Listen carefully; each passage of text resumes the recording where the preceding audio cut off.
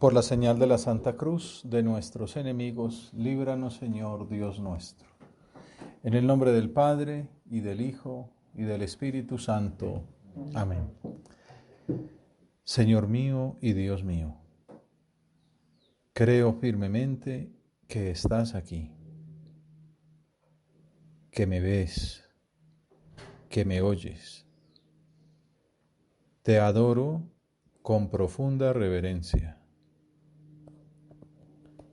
Te pido perdón de mis pecados y gracia para hacer con fruto este rato de oración. Madre mía Inmaculada, San José, mi Padre y Señor, Ángel de mi guarda, interceded por mí. Una de las características del Evangelio de San Lucas es presentar a Jesús con mucha frecuencia en banquetes. Por ejemplo, en el Evangelio del domingo 22 del tiempo ordinario, el capítulo 14, aparece el Señor ya por quinta vez en su Evangelio. Incluso hay algún autor que tiene un estudio sobre eso, lo que le llama la comensalidad de Jesús en San Lucas. No es que la pase en banquetes, pero es una manera de mostrar la actitud amistosa de Jesús, que vino para acompañarnos. Ustedes saben que también era una de las críticas que tenían contra Jesús, era que era comedor y bebedor, amigo de publicanos y de pecadores, pues como que se la pasaba en fiestas con ricos y con pecadores. Pero en realidad lo que San Lucas nos muestra es esto, que Jesús pues no hacía acepción de personas, venía a buscar a los enfermos. Cuando le critican aquello, dice, es que el Hijo del Hombre ha ido para buscar a los que están perdidos, no necesitan médico los sanos, sino los enfermos. ¿Quieres estar, Señor, cerca de nosotros? Hasta quedarte a nuestra disposición hecho pan en la Eucaristía. Eso de la comensalidad va por ahí, hasta que podamos nosotros comerlo en el sacramento del altar. Bueno, pues en el capítulo 14 vemos lo siguiente. Un sábado entró él en casa de uno de los principales fariseos para comer, y ellos lo estaban espiando. Es sábado, día del Señor, y Jesús ese día va y visita a esas ovejas perdidas. Entró en casa de un fariseo, esos que están como más alejados de Dios, precisamente con ese pecado que es creerse muy santo, mejor que los demás, y por eso caer en el pecado de la soberbia. Entonces el Señor va como ese buen pastor a buscar a esa oveja que está más necesitada para comer. Y ellos, ¿cómo pagan esa actitud tuya, Señor, de servicio, de búsqueda de la oveja perdida? Lo estaban espiando. Van armados, van predispuestos negativamente. Un fariseo importante lo invita para observarlo. No es una propuesta fraternal, sino una trampa. Pero Jesús pasa a la ofensiva al ver la falta de educación de los invitados, que se sentaban en lugares privilegiados. Notando que los convidados escogían los primeros puestos, les decía una parábola. Aquí ha pasado lo contrario, toca decirles a ustedes que vengan arriba. Un poco así, pero a veces pasa, ¿no? Que en los eventos públicos, pues hay como peleas por ubicarse bien, para salir en la foto, digamos, ¿no? Para quedar ahí en el Instagram y tal, y llevarse los likes. Siempre pasa, que hay gente que le gusta mucho el me gusta. Bueno, pues Jesús entonces, notando que los convidados escogían los primeros puestos, les decía una parábola.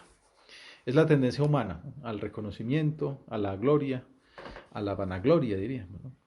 A llamar la atención. Se trata de una actitud bastante común. Incluso hay quien se sienta un poco atrás, pero como estrategia para que lo asciendan. No, hombre, ¿cómo va a estar allá? Venga aquí adelante, ¿no? Pues es el primer pecado del hombre, la soberbia. El diccionario, que es una manera también a veces de aproximarse a estos temas espirituales, simplemente ¿qué se entiende por esta palabra?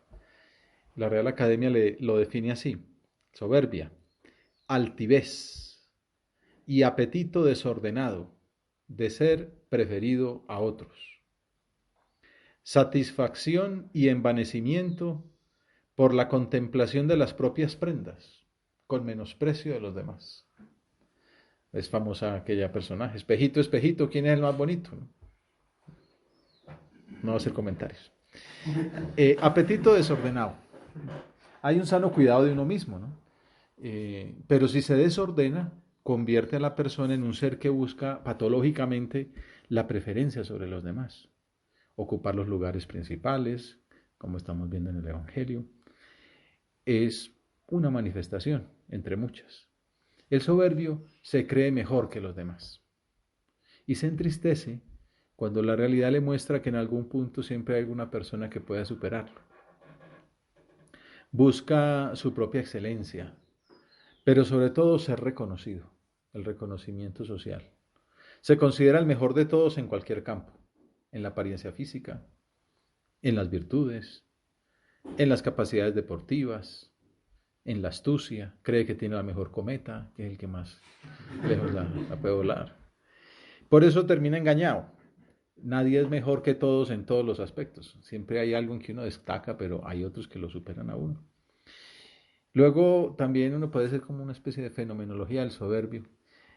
También le gusta acompañarse de un séquito de admiradores que le hagan ver su prestancia y que le echen piropos y le digan lo prestante que es. Generalmente tiene que pagarles ese homenaje con regalos, ¿no? Pagando la cuenta, ¿no? Las comidas, las bebidas, que forman parte del derroche necesario para mantener la imagen pública, un poco como el hijo pródigo, ¿no? Que pues, como tenía plata y gastaba, pues tenía una cantidad de gente que estaba a su lado. Apenas le acabó, desaparecieron todos.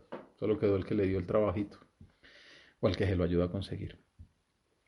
Bueno, hasta el momento hemos hablado de un personaje abstracto y alguno se habrá imaginado algún conocido. Generalmente uno dice, no, ese no soy yo, pero fulanito le está cayendo, ¿no?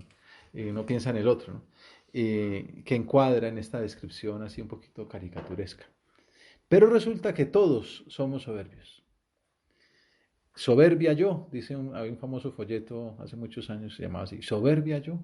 Como dice, pues es bueno considerar ese tema para ayudarle a los demás, pero pues yo no soy soberbio. Pues resulta que sí, todos somos soberbios. ¿Quién más, quién menos?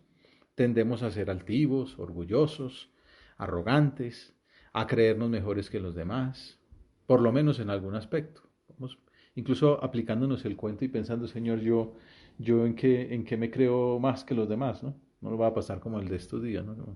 Tú eres muy egocéntrico, egocéntrico yo, ¿no? O, el otro que respondió, eres muy egocéntrico, dice, y hermoso, ¿no? Bueno, de eso podría no decir aquí infinidad, pero bueno, en otra área después les cuento más. Eh, Estamos esperando que nos reconozcan nuestros méritos, nuestras capacidades, nuestros logros. Aspiramos a ser queridos, alabados, admirados, que haya un club de fans, que tengamos hartos likes en nuestra cuenta. Y nos molesta cuando no es así. Nos hacen sufrir las injusticias, entre comillas, que cometen contra nosotros, sobre todo que no reconozcan todo lo que valemos. Como los invitados al banquete del fariseo, esa palabra es interesante, lo de invitados en el Evangelio de este pasaje, podría traducirse como llamados, convocados. Es un término clave en todo el pasaje. Nosotros, como esos invitados, creemos que nos merecemos los primeros lugares. Por eso el Señor nos propone una parábola. Cuando te conviden a una boda, no te sientes en el puesto principal. No sea que hayan convidado a otro de más categoría que tú y venga el que los convidó, a ti y al otro, y te diga, perdona, cédele el puesto a este. Entonces, avergonzado, irás a ocupar el último lugar. Al revés, cuando te conviden, vete a sentarte en el último puesto, para que cuando venga el que te convidó te diga, amigo, sube más arriba. Entonces quedarás muy bien ante los comensales. No se trata de una enseñanza, pues digamos, como de protocolo, ni mucho menos de un ardid estratégico para quedar bien en la sociedad. Tú, Señor, nos instruyes más bien sobre el valor de una virtud que encarnaste perfectamente. Y es como el centro de esta liturgia del domingo 22, la virtud de la humildad. Sin necesidad de recurrir a fuentes de alta espiritualidad, pues podemos volver otra vez a definirla de acuerdo con el diccionario. ¿Qué dice cuando uno abre el diccionario o cuando lo busca pues en internet? Porque ahora también es la manera más sencilla de acudir a él. Humildad. Virtud que consiste en el conocimiento de las propias limitaciones y debilidades. Conocimiento de las propias limitaciones y debilidades. Y en obrar de acuerdo con este conocimiento. Los académicos de la lengua son gente muy delicada, o sea, y trabajan estas cosas a fondo y generalmente buscan expertos en el tema. Pues para la definición de una cosa biológica, pues acuden a médicos. Y en esto se ve que también, en estas definiciones así como espirituales, se ve que detrás hay una experticia, ¿no? Gente que sabe porque está muy bien lograda. Parece una definición de manual de moral. Si la soberbia era una altivez desordenada, la humildad se define con la palabra conocimiento, que a su vez refiere a la verdad. Con lo cual llegamos a la famosa descripción de Santa Teresa de Jesús, que definía la humildad con una simple palabra. La humildad es andar en verdad, conocer las propias limitaciones y debilidades y obrar de acuerdo con ese conocimiento. Por eso, cuando uno mira la liturgia, siempre hemos explicado que uno mira ese evangelio, qué lectura le pone la iglesia en la liturgia, cuál es la primera lectura que enmarca la lectura del evangelio. Siempre están casadas, ¿no? La primera lectura, el salmo y el evangelio. De hecho es como para decir, bueno, en el evangelio podríamos hablar de muchas cosas, en este evangelio, ¿no? Pero céntrense en este punto que es el que une la primera con el relato evangélico. Es la sirácida, lo que vamos a leer mañana. Hijo, actúa con humildad en tus quehaceres. Actúa con humildad. Y te querrán más que al hombre generoso. Se quiere más al humilde que al generoso. Cuanto más grande seas, más debes humillarte. Y así alcanzarás el favor del Señor. Estos días he estado meditando una aplicación práctica de este consejo de la sirácida, que es Jesucristo mismo, es el más grande de todos, es Dios. Y humanamente, en el grupo con los apóstoles, pues era el Maestro, el Señor, el Mesías, como si fuera poco. En la última cena, el que es el más grande, se humilla y les lava los pies a los discípulos como si fuera un esclavo. Y dice, aprended de mí. Si yo soy el Maestro y el Señor y os he lavado los pies, con mayor razón os debéis lavar los pies los unos a los otros. Cuanto más grande seas, más debes humillarte. La humildad es conocer la verdad de lo que somos. Y pues somos hijos de Dios, pero también somos hijos de Adán y Eva. Tenemos en nuestra naturaleza pues esa marca del pecado original que se nos perdonó en el bautismo, pero que nos quedaron ahí unas tendencias desordenadas, lo que se llama el fomes peccati, la concupiscencia, la tendencia al mal, por lo cual tenemos que luchar. Por eso estamos aquí haciendo oración, hablando con el Señor, para que nos ayude. Cada vez nos da pistas. Hoy la gran pista es, hay que ser humildes, ¿no? Hay que conocerse para saber, para actuar de acuerdo con lo que uno es. Si uno se cree lo que no es, pues después es que vienen esas sorpresas. Hijos de Adán, hijos de Eva, inclinados al pecado. Pero también, y esto es importante, al mismo tiempo somos templos del Espíritu Santo, hijos de Dios, hermanos de Jesucristo. Estos días tenía un comentario con un amigo, un chat de una persona que era competencia suya, de su negocio. Y esta persona era muy importante porque es hija de uno de los señores más ricos del país. Entonces, tener de competidora al hijo del dueño de la patria, pues es duro. Y este hombre me decía, bueno, ella es hija de fulanito y yo soy hijo de Dios. Bueno, pues sí, efectivamente, estás en buena competencia, ¿no? Al menos dices, no, pues yo no tendré plata, pero soy hijo de Dios y entonces por eso me lanzo con audacia. La humildad toca el justo medio de toda virtud. Se opone tanto al engreimiento de la soberbia como a la humillación de la tristeza, de no saber que, bueno, tampoco es que seamos una miseria, somos hijos de Dios. El diccionario dice, conocer las propias limitaciones y debilidades. Saber que llevamos con nosotros el hombre viejo, del que habla San Pablo. No es una cuestión de edad, sino el hombre viejo es esto de la concupiscencia del pecado original. Por eso la humildad es reconocernos poca cosa delante de Dios. Saber que además de la naturaleza caída, llevamos con nosotros las cicatrices de nuestros propios errores, de tantos errores que nos impulsan a recaer. Por eso San José María dice en Camino: cuanto más me exalten, Jesús mío, humíllame más en mi corazón, haciéndome saber lo que he sido y lo que seré si tú me dejas. En otra parte dice: cuando suenen los aplausos, uno sale a recibir la medalla, la condecoración, el reconocimiento, también que resuenen ahí para contrarrestar esa posible soberbia, esa causa de soberbia que puede ser el que le digan a uno que uno es bueno, también los abucheos que has generado con tus pecados, ¿no? Entonces, cuanto más me exalten, Jesús mío, humíllame más en mi corazón, haciéndome saber lo que he sido y lo que seré si tú me dejas. Por eso también se dice: ¿tú soberbia de qué? En otra parte, ahí más adelante, con el punto 591 y siguientes, que son el capítulo de humildad, dice: si te conocieras, te exaltarías en el desprecio y lloraría tu corazón ante la exaltación y la alabanza. En alguna ocasión pasaba eso, ¿no? Que le estaban criticándolo, y montaban una especie de campaña en contra, y entonces decían: si me conocieran por dentro como soy, pensarían peor. Es una reacción humilde, ¿no? Yo soy peor de lo que están diciendo. Uno a veces como que en su soberbia se siente mal cuando queda mal por ahí delante de los demás. Andar en verdad, humildad. Saber lo que hemos sido, vernos como somos, conocernos. Es fácil decirlo, pero ¿cuánto cuesta? Precisamente porque el pecado original nos hizo soberbios, porque late en nuestra naturaleza la primera tentación del diablo, aquel seréis como dioses, tendemos a no ver nuestros errores o a disculparlos con toda facilidad. Y además nos molesta cuando nos hacen caer en la cuenta de que nos equivocamos.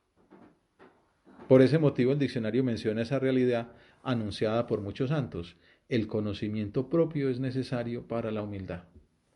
En una ocasión le preguntaban al cardenal Bergoglio en una entrevista, costó mucho entrevistarlo, no le gustaba dar entrevistas, precisamente una manifestación de humildad, pero en un momento vio conveniente hacerlo, conceder la entrevista, porque veía que ayudaba pues al apostolado, y eso vino muy bien porque esa entrevista es uno de los libros mejores que hay del Papa, porque es como un retrato de su alma. Le llamaban originalmente el jesuita a esa entrevista.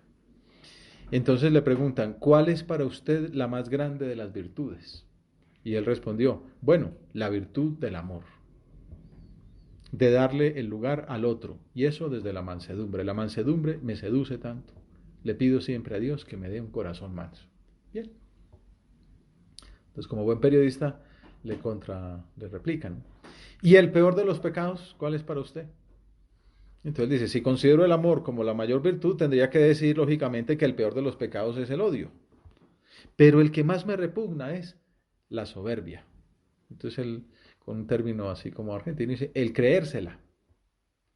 Cuando yo me encontré en situaciones en que me la creí, tuve una gran vergüenza interior y pedí perdón a Dios, porque nadie está libre de caer en esas cosas. El peor pecado, la soberbia. Aprovechemos esta oración, porque estamos hablando con Jesús, para pedirle: Señor, danos este regalo de conocernos bien a nosotros mismos. ¿Cuáles son nuestras virtudes? Para agradecerlas y hacerlas rendir. Hoy el Evangelio hablaba de los talentos. ¿Y cuáles son nuestros defectos para luchar y vencerlos? Estos días también me enteré de algún futbolista que lo van a llevar a Europa y tal. Entonces decía: es muy bueno, es el goleador de su categoría, pero el que lo va a llevar dice: para perfeccionarlo. No es como decir para sacarle jugo ya que es tan bueno, dice: no, que lo traigan para perfeccionarlo.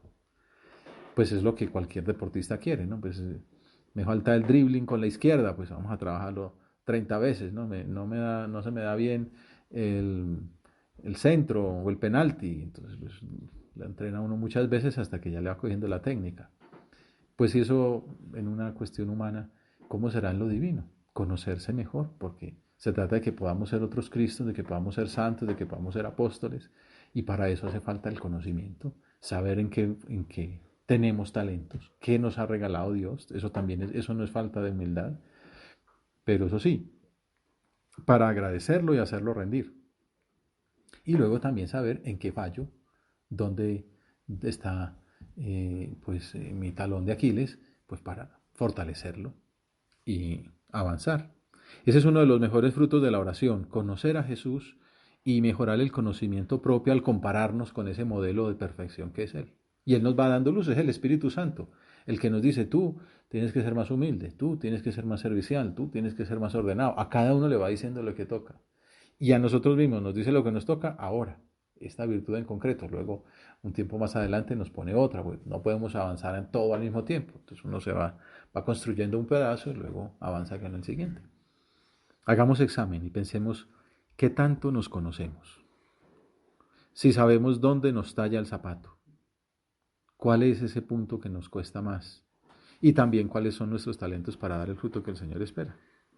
No vaya a ser que nos pase, como decíamos antes, la típica entrevista pues al personaje de la farándula o en las entrevistas laborales, ¿no? ¿Cuál es su principal defecto? Como para ver qué tanto se conoce. Y entonces suelen decir que soy muy perfeccionista. Vaya defecto, ¿no? No, diga que es desordenado o que no se levanta temprano. Tal. Bueno, también a veces que es de pronto invadir la intimidad, pero que yo pueda decir, mi director espiritual me pregunta, ¿cuál es tu principal defecto? Y digo, a mí me cuestan mucho estos 3 puntos. Taque, taque, taque. O sea, ¿cuál es su principal defecto? Pues no sé. Quiere que no me conozco, no sé quién soy. Pero tengo 20 años ahí estar dándole vueltas y todavía no saber uno quién es. Uno tendría que decir, no, yo soy bueno en esto, soy buen estudiante, soy servicial, soy buen amigo, soy perezoso, soy desordenado, me cuesta la templanza. No sé, cada uno puede decir como esa pequeña radiografía, ¿no? De saber por dónde está bien para fortalecerse y por dónde está mal para que le puedan ayudar rápidamente. San José María predicaba que, pues como para resaltar la importancia de la humildad en la vida interior, lo mismo que se condimentan con sal los alimentos para que no sean insípidos, en la vida nuestra hemos de poner siempre la humildad. Es muy importante. Esta es una virtud que ella misma es humilde. No se habla mucho de ella y cuando se habla de virtudes importantes, se habla de fe, esperanza, caridad, con las 3 virtudes teologales. Se habla de prudencia, justicia, fortaleza, templanza, que son las virtudes cardinales, pero nadie habla de la humildad. Y es que resulta que la humildad tiene que estar en todas, tiene que informarlas a todas, porque sin humildad, pues no hay virtud. Porque si yo quiero ser el mejor, ¿qué dijéramos? Mejor cantante, pues es una virtud, la virtud del canto. Y entonces estudio y tal, pero ¿para qué? Pues para ganar bastante plata y para ser el mejor. ¿Y eso para qué? No, pues si es para servir a los demás, tal, pero entonces ahí es donde tiene que estar la humildad para informar esa virtud que quiero. Quiero ser el mejor estudiante, ¿para qué? Pues para poder poner a Cristo en la cumbre y poder ayudar bastante a las personas. Hace falta ser muy humilde para que cuando estoy recibiendo el título del mejor del mundo en esa y uno diga, Señor, esto es para ti y para poder servir a la gente. Entonces está la humildad informando aquello. La humildad es como la sal no se ve. De hecho, pues la echan en la cocina. Recomiendan no echar en la mesa porque pues ya de ahí para adelante empieza el peligro de hipertensión. Pero cuando no le han echado en la cocina se nota porque la sopa no sabe a nada. Bueno, la humildad es así. Si no hay humildad, le falta sabor a la virtud. En la vida nuestra hemos de poner siempre la humildad igual que se condimentan con sal los alimentos. Y acudí a una comparación clásica. No vayáis a ser como esas gallinas que apenas ponen un solo huevo, atronan cacareando por toda la casa. Hay que trabajar, hay que desempeñar la labor intelectual o manual y siempre apostólica con grandes intenciones y grandes deseos que el Señor transforma en realidades de servir a Dios y pasar inadvertidos. Nos puede ayudar que dirijamos al Señor en nuestra oración una plegaria clásica atribuida al cardenal Merry del Val para pedirle esa virtud. Aparece por ahí en los misales y es bueno decirla, por ejemplo, después de la misa o hacerla como vamos a hacer ahora, digámosela al Señor. Jesús, manso y humilde de corazón, escucha mi plegaria. Líbrame, Señor, del deseo de sentirme apreciado, amado, ensalzado, elogiado, alabado, preferido, consultado, aplaudido. Cuesta decir esto, No sé si te sentiste como, uy, como Santo San Agustín, que dice, dame esta virtud, pero no me la des todavía, ¿no? No, pues sí, líbrame del deseo de sentirme apreciado, pero que me aprecien un poquito. No, pues la virtud de la humildad es decir, sí, líbrame también, Señor, del temor a la humillación, al desprecio, al reproche, a la calumnia, al olvido, al ridículo, al agravio, al recelo. Líbrame de esas afanes de triunfar y líbrame del miedo a fracasar. Ayúdame, Señor, a desear que los demás sean más amados y apreciados que ellos crezcan y yo mengue a los ojos del mundo, que sean alabados y yo pase oculto, que los demás sean preferidos a mí en todo, que sean más santos que yo, siempre que yo alcance la santidad que tú deseas. Bueno, el Señor concluye este pasaje del Evangelio diciendo, porque todo el que se enaltece será humillado, y el que se humilla será enaltecido. Lo decíamos, él mismo es el primer modelo, él es el más humilde. Aprended de mí que soy manso y humilde de corazón. Cuando él se pone de ejemplo, pues se puede poner ejemplo de todas las virtudes, pero las virtudes de las que se pone ejemplo él es la mansedumbre, como decía el Papa, y la humildad de corazón. Aprendan de mí que soy humilde. Sean humildes como soy yo, dice Jesús. En la última cena, el que es el Mesías, el que es el Maestro, el que es el Señor, se agacha como un esclavo a lavar los pies sucios de los discípulos. Y les dice, ustedes también sean esclavos los unos de los otros. Lávense los pies los unos a los otros. Ayúdense, sírvanse, quiéranse. Este es el mandamiento nuevo. Que se amen los unos a los otros como yo los amé. Hasta el extremo. Con el amor del Padre. Hasta dar la vida por los demás. Que sean humildes, que se sirvan, que vean como el objetivo de su vida. ¿Yo para qué vine al mundo? Para servir a los demás. Y entonces ya uno no se siente mal cuando le digan, ve, abre la puerta. ¿Y por qué yo? ¿Por qué no este? ¿Por qué no mi hermanito? Sí, pues bueno, si yo vine para servir, una manera concreta es ir y abrir la puerta. Si me pone la camisa mi hermanito, que también pasa, es típicos problemas entre hermanos, no sé si aquí, entre los aquí presentes pasan de pronto, no, porque son muy disímiles. Pero y se me puso la camisa y justo la que más me gusta, dice, bueno, yo he venido para servir. Después uno le dice, oye, la próxima me pides permiso. Pero lo deja que se vaya con toda sencillez. Servir, ayudarse, aprender de Jesús. El que se humilla será enaltecido y el que se enaltece será humillado. Entonces está el ejemplo de Jesús. Y así son todos los santos. En concreto, pues una santa específica que es su propia madre. Parece que el Señor estuviera hablando de una oración de María. Hay una oración de la Virgen que eso da para un retiro entero, pues analizarla. Se llama el Magnificat, ¿no? La oración que ella explica, dice cuando visita a su prima Isabel y el primo Juan Bautista, todavía sin nacer en el vientre materno, exulta de gozo y la prima Isabel pues recibe un don del Espíritu Santo pues también para ella, de dónde a mí que venga la madre de mi Señor a visitarme. Empieza a notarse pues que ya ha llegado el tiempo, ha llegado el momento de la salvación. Y entonces María reacciona con esa oración tan bonita que es la oración de la humildad de María, que además es la oración, ni siquiera, es tan humilde que ni siquiera intenta hacer, componer la superoración, la oración de María.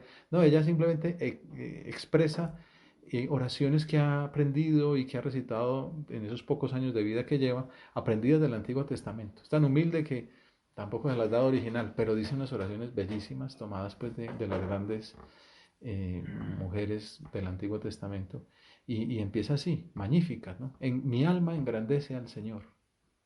Se alegra mi espíritu en Dios mi Salvador. No es como, veme, ahora le engrandece al Señor, sino como que el objetivo de mi vida es hacer grande al Señor, mostrar la grandeza de Dios. Eso es lo de mi alma engrandece al Señor. Benedicto XVI le explica muy bien. Dice, entre los santos sobresale María, la Madre del Señor y el espejo de toda santidad. Él tiene unos textos bellísimos sobre esto del Magnificat de la Virgen. El Evangelio de Lucas, el que estamos considerando, es el mismo que trae la oración de María. Expresa todo el programa de su vida. No es una oración que le ocurre un día. Esa es la identidad, el retrato, la misión de lo que ella consideraba que era a lo que había venido al mundo. No ponerse a sí misma en el centro, sino dejar espacio a Dios. Porque uno a veces dice, Mi alma me engrandece a mí mismo, ¿no? Como aquel famoso dedicatoria de un libro. A mí mismo con la admiración que me debo. Pues, no, pues la Virgen es, mi alma engrandece al Señor. Se alegra mi espíritu en Dios mi Salvador. El objetivo de su vida es no ponerse a sí misma en el centro, sino dejar espacio a Dios, a quien encuentra tanto en la oración como en el servicio al prójimo. Ella tiene una oración exultante, elevada, pues se le aparece un ángel, un arcángel, y se hace la madre de Dios, pero no se queda ahí gozando allá en Nazaret. Qué maravilla, la madre de Dios. ¿Quién iba a decir esto? Qué bueno. Sino que sale, madre de Dios, sale corriendo, ya con embarazo, con dificultades, 3 días de viaje a visitar, a servir a su prima. Y no es que visite bueno, sino que se queda ahí hasta que nace Juan. Encuentra a Dios en la oración y en el servicio. Solo entonces el mundo se hace bueno. Esto es muy profundo y muy bonito. María es grande precisamente porque quiere enaltecer a Dios en lugar de a sí misma. Ella es humilde. Lo único que quiere ser es la esclava del Señor. El canto humilde y gozoso de María, dice San José María contemplando este mismo pasaje, esta misma oración, nos recuerda la infinita generosidad del Señor con aquellos que se hacen como niños, con quienes se abajan y sinceramente se saben nada. Podemos terminar nuestra oración acudiendo a la Virgen para que nos alcance la gracia de ser tan humildes como ella fue.